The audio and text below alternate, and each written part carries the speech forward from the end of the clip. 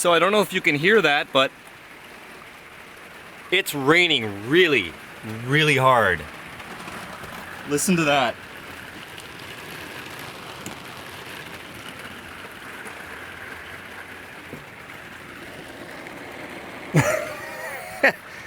Let's see if you can see outside my window. It's like a monsoon out there. Oh, there we go. A little focus for you. That's just streaming down my windshield right now.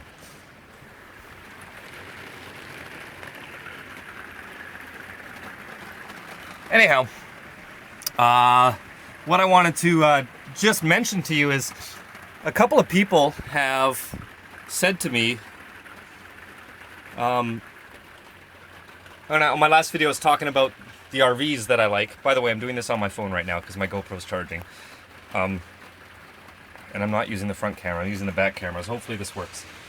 But yeah, so if I were to buy a new RV, what would it be? Since they don't make these Explorers anymore, and they don't make the American, Canadian-made Dodge Ram vans anymore, and those are my preferences. Well, yeah. All the stuff I said that I liked is based on something 10 or 15 years old. Because in the world of RVs, a 10 or 15-year-old RV is extremely comparable to a 2 or 3-year-old commuter car. So those people that think you have to buy something just a couple years old, I mean, I don't understand that. You're just throwing your money away. Most RVs, especially $100,000 plus brand new Class B RVs, are not bought by people like us that live in them and drive them every day. Most people that buy them spend half their savings on these things or whatever, park them in their driveways, baby them, take care of them, and if they're lucky, use them 1 or 2 weeks a year. So that's why sometimes when you buy a 10, 15, even 20-year-old plus RV, sometimes they're barely broken in. I once bought a 1979 Dodge Class C, 21-foot Frontier Class C motorhome. 79, all right?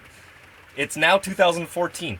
This was back in about 2007 or 8 when I bought that.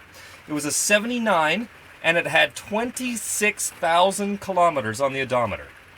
You do the conversion in miles if you're in the US, but that's nothing. It was barely off the lot.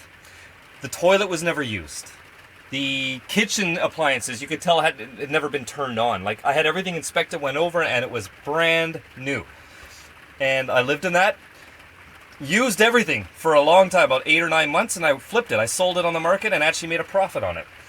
And then I moved up to another motorhome. Like, I always did that. I would just live in them for 6 months a year and try something else. I was always like that. I'd get bored of my vehicles and just try something new. But I'm not planning on doing that with this. While I'm speaking about that,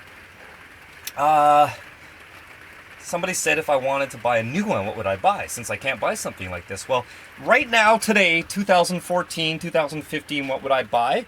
It would have to be the Pleasure Way. The Pleasure Way wide bodies, which are built on the Ford E-Series chassis. The reason for that is it's, again, North American made chassis design vehicle.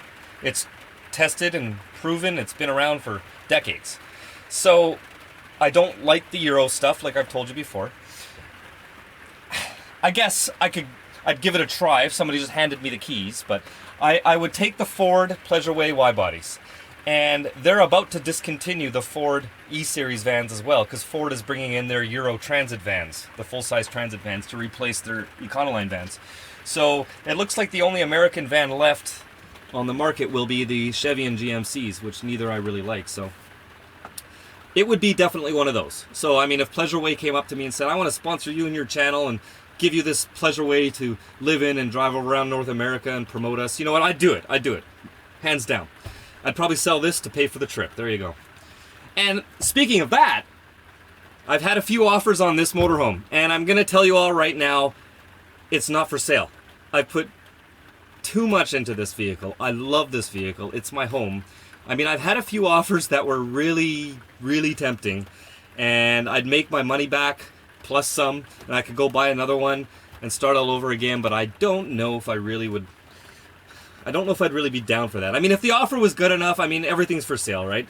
For the right price. But I guess I could do another one and then start modifying it, converting it to the way I want it to be from scratch, and record everything for the YouTube channel, I guess, as opposed to this one where I started the channel more after I did most of the modifications. But no, I'm not really planning on selling it, guys. I mean, I'm happy to help people out there try to find a rig. I'm pretty good with my internet's abilities, and I can search all over the place, and I seem to find what I want when I'm looking online. So if anybody wants help finding a particular rig, shoot me a message on YouTube or my Facebook page, and I'll do what I can when I have some time. But no, I'm not really into selling this. Now, if I won the lottery tomorrow, I would probably be living on a boat, and it would be a whole different channel. I'd buy a yacht. I'd still keep this for my land travels, but yeah. So those are my answers. This isn't for sale unless you've got a lot of money, and if I bought a new Class B, it would be a Pleasureway wide body built on the Ford chassis. I don't want the Sprinter ones. Okay, so keep on rocking the free world, everyone. We'll talk to you soon.